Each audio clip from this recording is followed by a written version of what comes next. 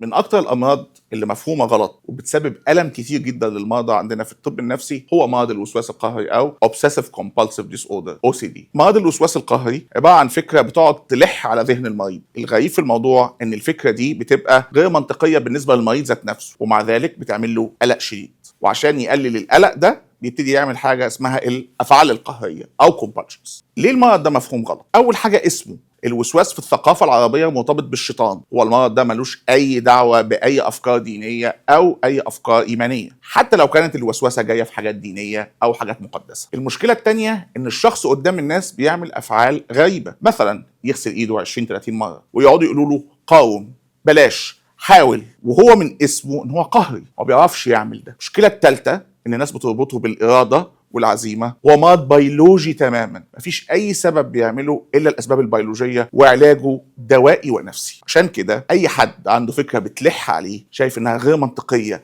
حتى لو كانت مخيفه، حتى لو كانت صور جنسيه غريبه، حتى لو كانت حاجات دينيه غير مفهومه، لازم يستشير طبيب نفسي لحسن يكون بيعاني من الوسواس القهري. صحتنا النفسيه نعمه، خلينا نحافظ عليها.